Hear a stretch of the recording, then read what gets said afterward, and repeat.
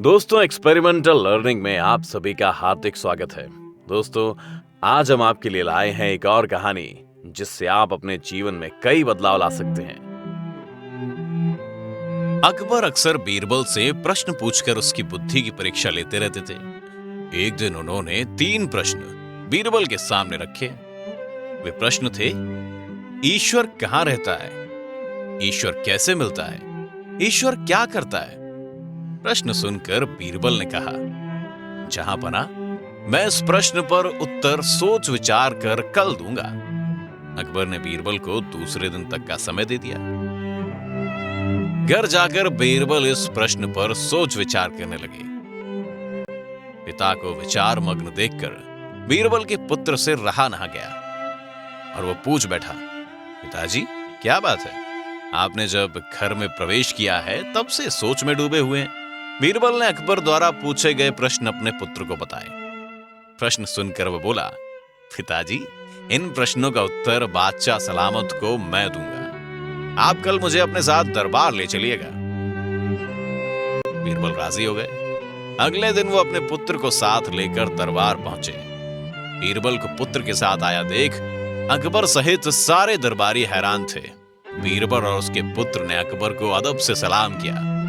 फिर बीरबल बोला, जहांपना, मैंने आपके द्वारा पूछे गए प्रश्न अपने पुत्र को बताए। वो उन प्रश्नों के उत्तर देना चाहता है, इसीलिए मैं उसे अपने साथ दरबार ले आया।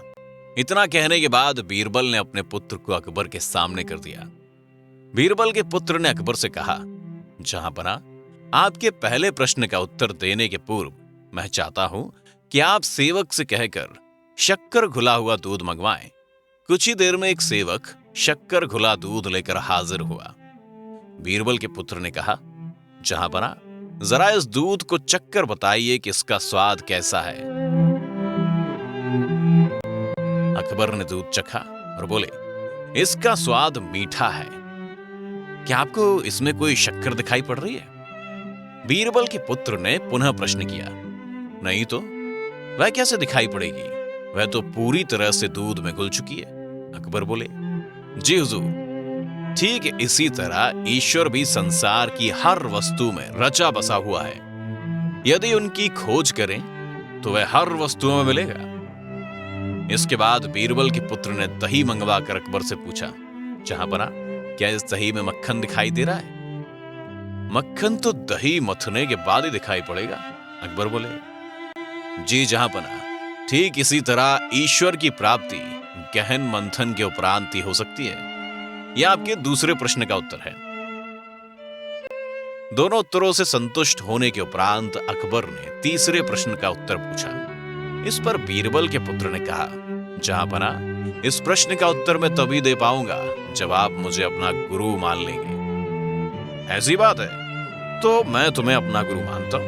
अकबर बोले, अब जब आपने मुझे अपना गुरु मान ही लिया है तो आप मेरे शिष्य हुए, लेकिन गुरु तो शिष्य से ऊंचे स्थान पर विराजमान होता है। यह सुनकर अकबर सिंहासन से खड़े हुए और बीरबल के पुत्र को सिंहासन पर बैठा दिया। वे स्वयं नीचे आकर बैठ गए। अकबर के सिंहासन पर बैठते ही बीरबल का पुत्र बोला, जहांपना, ईश्वर की यही लीला है। वह एक क्षण में राजा को रंग और रंग को राजा बना देता है। अब तो आपको तीसरे प्रश्न का उत्तर मिल गया होगा कि ईश्वर क्या करता है।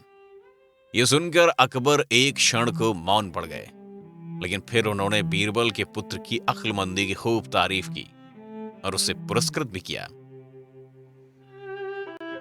बच्चों, आपको इस कहानी से क्या सीख मिलती है? बच्चों, अगर आपसे भी ये 3 सवाल पूछे जाएं तो आप इसका क्या उत्तर देंगे? बच्चों, बीरबल के पुत्र के इस कथन से, जहांपना, इस प्रश्न का उत्तर मैं तभी दे पाऊंगा जब आप मुझे गुरु समान मान लेंगे, उनके पुत्र का कौन सा गुण आपको पता चलता है? तो दोस्तों, आज के लिए इतना ही। उम्मीद करते हैं कि आपको इस कहानी से अच्छी सीख मिली होगी। हमारे चैनल को लाइक करें और सब्सक्राइब जरूर करें और बेल आइकन को जरूर दबाएं। धन्यवाद।